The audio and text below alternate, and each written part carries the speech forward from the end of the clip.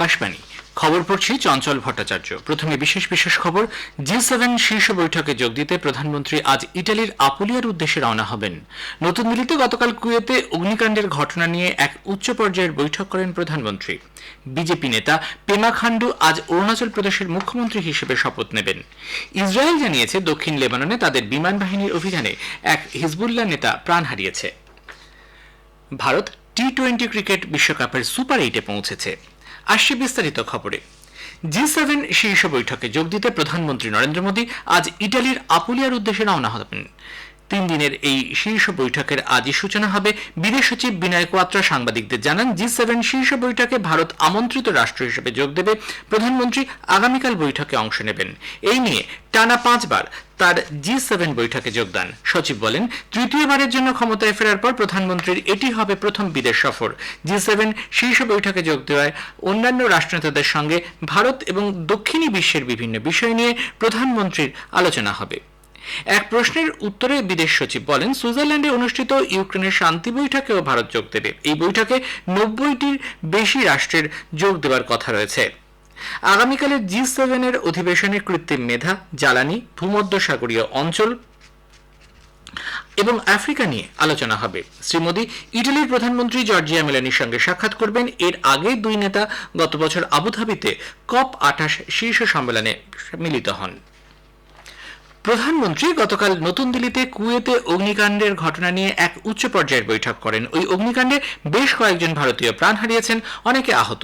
স্বজনহারা পরিবারগুলির প্রতি সমবেদনা প্রকাশ করে তিনি আহতদের দ্রুত আরোগ্য কামনা করেন। ক্ষতিগ্রস্তরা যাতে সব রকমের সহায়তা পান তা নিশ্চিত করার নির্দেশ দেওয়া হয়েছে। ত্রাণ কাজ এবং মৃতদেহগুলি দেশে নিয়ে আসার কাজে তদারকি করতে তিনি বিদেশ প্রতিমন্ত্রী কীর্তিবর্ধন সিংকে কুয়েতে পাঠিয়েছেন।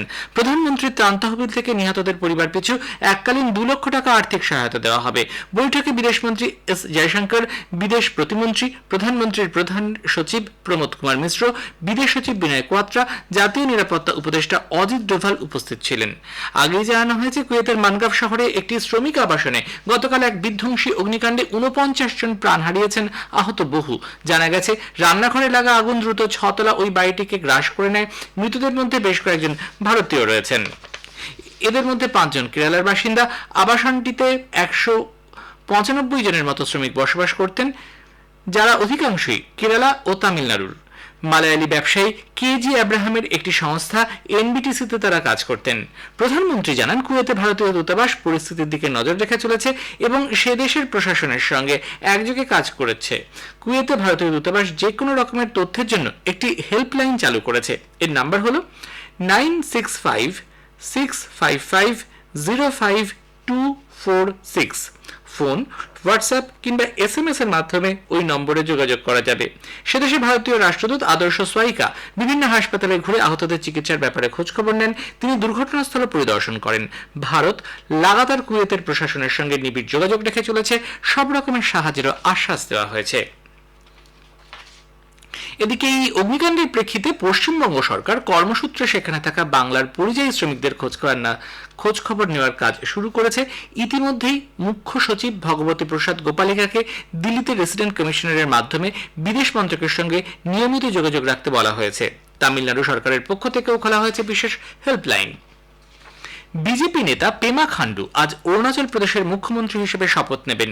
ইটানগরের দর্জি খান্ডু কনভেনশন সেন্টারে সকাল 11টায় এই শপথ গ্রহণ অনুষ্ঠানে কেন্দ্রীয় স্বরাষ্ট্রমন্ত্রী অমিত শাহ, বিজেপির সর্বভারতীয় সভাপতি জগৎ প্রসাদ নাড্ডা, দলের সাধারণ সম্পাদক BL সন্তোষ সহ বিশিষ্টজনেরা উপস্থিত থাকবেন। শ্রী খান্ডু গত সন্ধ্যায় রাজভবনের রাজ্যপাল KT পারনাইকের সঙ্গে সাক্ষাৎ করেন এবং নতুন সরকার গড়ার দাবি জানান। এর আগে দলের 2 কেন্দ্রীয় পর্যবেক্ষক রবিশঙ্কর প্রসাদ এবং তরুণ চুঘের উপস্থিতিতে অরুণাচল প্রদেশে বিজেপি সংসদীয় দল পেমা খান্ডুকে তাদের নেতা নির্বাচিত করেন।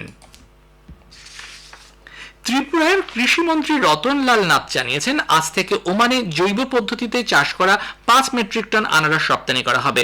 এখন পর্যন্ত 32.5 মেট্রিক টন আনারস বিদেশে পাঠানো হয়েছে বলে কৃষিমন্ত্রী জানান। তিনি আরো বলেন, আনারস ছাড়াও কাঁঠাল, লেবু, আদা প্রভৃতি ফল ও কৃষিপণ্য বিদেশে রপ্তানি করা হয়। আগরতলার অরুন্ধতী নগরস্থিত কৃষি গবেষণা কেন্দ্রে আয়োজিত এক পর্যালোচনা সভায় শ্রী নাথ এ তথ্য জানান। তথ্য ও সম্প্রচার মন্ত্রক আন্তর্জাতিক যোগ দিবস মিডিয়া সম্মান 2024-এর তৃতীয় পর্ব ঘোষণা করেছে।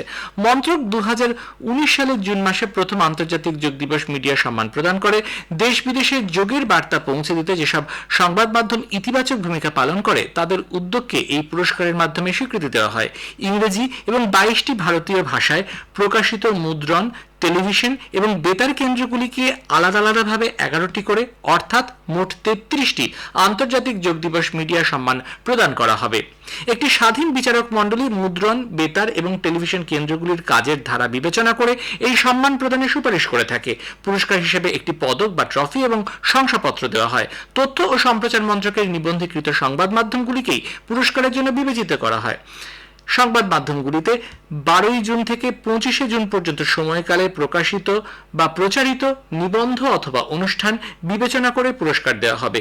এ বিষয়ে বিস্তারিত তথ্য প্রেস ইনফরমেশন ব্যুরোর ওয়েবসাইট https:/pib.gov.in/indexed.aspx অথবা তথ্য ও সম্প্রচার মন্ত্রকের ওয়েবসাইট https://mib.gov.in/sites/default/5/aydms ক্লিক করলে পাওয়া যাবে। অষ্টাদশ মুম্বাই চলচ্চিত্র উৎসবে প্রদর্শিত ছবিগুলি শুধুমাত্র মুম্বাইতে নয়, এই প্রথম অন্যান্য শহরেও প্রদর্শিত হবে। মুম্বাইয়ের পাশাপাশি দিল্লি, কলকাতা, চেন্নাই এবং পুনেতে এই চলচ্চিত্রগুলি দেখানোর ব্যবস্থা করা হয়েছে। উল্লেখ্য, আগামী 15 জুন বোম্বাই চলচ্চিত্র উৎসবের সূচনা হচ্ছে, চলবে 21 জুন পর্যন্ত। এ খবর প্রচারিত হচ্ছে আকাশবাণী থেকে। ইসরায়েলি প্রতিরক্ষা বাহিনী জানিয়েছে দক্ষিণ লেবাননে তাদের বিমান বাহিনীর অভিযানে হিজবুল্লাহ গোষ্ঠীর নাসির ইউনিটের কমান্ডার সামি তালিব আবদুল্লাহ নিহত। লেবাননের স্থানীয় সংবাদ মাধ্যম জানিয়েছে এই অভিযানে আবদুল্লাহ ছাড়াও আরও 3 জন প্রাণ হারান এবং আহত হন 10 জন। ইসরায়েলি সামরিক বাহিনী দাবি করেছে লেবানন থেকে কমপক্ষে 170 বার রকেট, ড্রোন ও মিসাইল হানা হয়েছে। ইয়েমেনের পশ্চিম উপকূলে একটি বাণিজ্যিক জাহাজে ফের হামলার ঘটনায় এক জাহাজ কর্মী নিখোঁজ। গ্রিসের মালিকানাধীন মালবাহী টিউটার নামের ওই জাহাজটিকে লক্ষ্য করে হেরোইডার দক্ষিণ পশ্চিমে বিস্ফোরক বোঝাই নৌকো নিয়ে হামলা চালানো হয়। বিভিন্ন দেশের অন্তত 21 জন জাহাজ কর্মী সে সময় টিউটারে ছিলেন। জাহাজটির ওপর অন্তত 2 বার হামলা চলে বলে ইয়েমেনের উপকূলরক্ষী বাহিনীর সূত্রে জানানো হয়েছে। গত বছর নভেম্বর থেকে হুথি জঙ্গি গোষ্ঠী লোহিত সাগরে চলাচলকারী বিভিন্ন জাহাজ লক্ষ্য করে লাগাতার হামলা চালিয়ে যাচ্ছে। মার্কিন ও ব্রিটিশ নৌবাহিনী পাল্টা জবাবে হুথি জঙ্গি ঘাঁটিগুলিকে লক্ষ্য করে বিমান হামলা এবং ক্ষেপণাস্ত্র চালিয়েছে। আর্মেনিয়ার প্রধানমন্ত্রী নিকোল পাসিনিয়ানের পদত্যাগের দাবিতে রাজধানী ইয়েরেভানে বিক্ষোভকারীদের সঙ্গে পুলিশের সংঘর্ষে বহু মানুষ আহত। অন্তত 50 জনকে চিকিৎসার জন্য হাসপাতালে পাঠানো হয়েছে বলে স্বাস্থ্য মন্ত্রক সূত্রে জানা গেছে। প্রায় 80 জনকে পুলিশ আটক করেছে। 2023 সালে চিরপ্রতিদ্বন্দ্বী আজারবাইজানের কাছে বিতর্কিত নাগোর্নো কারাবাখ অঞ্চলের নিয়ন্ত্রণ হারানোর পর থেকেই প্রধানমন্ত্রী পাসিনিয়ানের বিরুদ্ধে ক্ষোভ বাড়ছে সাধারণ মানুষের মধ্যে। দুই দেশের দ্বন্দ্বের মধ্যে পড়ে 1 লক্ষেরও বেশি আর্মেনিয়ানকে তাদের ঘরবাড়ি ছেড়ে অন্যত্র চলে যেতে হয়েছে। পাকিস্তানের মানবাধিকার কমিশন খাইবার পাখতুনখোয়া প্রদেশে মানবাধিকার এবং আইন শৃঙ্খলা পরিস্থিতির বিষয়ে উদ্বেগ প্রকাশ করেছে। কমিশন এর পক্ষ থেকে এক প্রেস বিবৃতিতে জানানো হয়েছে, প্রাদেশিক নির্বাচন না হয় খাইবার পাখতুনখোয়ার নাগরিকরা গত 1 বছর ধরে বিভিন্ন সরকারি প্রকল্প থেকে বঞ্চিত। এই প্রদেশের আইন শৃঙ্খলার বিষয়ে উদ্বেগ প্রকাশ করে কমিশন বলেছে 2023 সালে একাধিক সেনা অভিযান ও জঙ্গি হামলায় 160 জন পুলিশ, 70 জন সেনা, 60 জন সাধারণ নাগরিক এবং 170 জনেরও বেশি সন্দেহভাজন জঙ্গির মৃত্যু হয়েছে।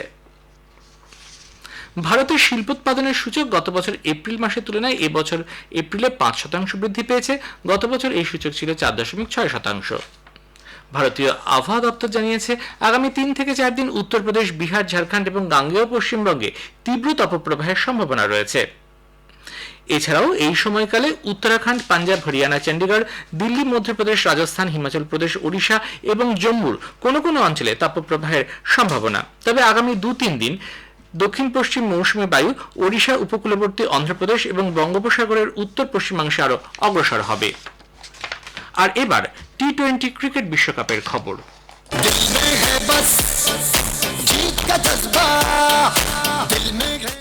ভারত টি-20 ক্রিকেট বিশ্বকাপের সুপার 8-এ পৌঁছেছে। গতকাল ভারত টসে জিতে মার্কিন যুক্তরাষ্ট্রকে ব্যাট করতে পাঠায়। মার্কিন যুক্তরাষ্ট্র নির্ধারিত 20 ওভারে 8 উইকেটে 110 রান তোলে। জবাবে ব্যাট করতে নেমে ভারত 3 উইকেট হারিয়ে 18 ওভার 2 বলে প্রয়োজনীয় রান তুলে নেয়। শেষে বিশেষ খবর আরও একবার। G7 শীর্ষ বৈঠকে যোগ দিতে প্রধানমন্ত্রী আজ ইটালির আপুলিয়ার উদ্দেশ্যে রওনা হবেন। নতুন দিল্লিতে গতকাল কুয়েতে অগ্নিকাণ্ডের ঘটনায় এক উচ্চ পর্যায়ের বৈঠকের নেতৃত্ব দেন প্রধানমন্ত্রী। খবর শেষ হলো।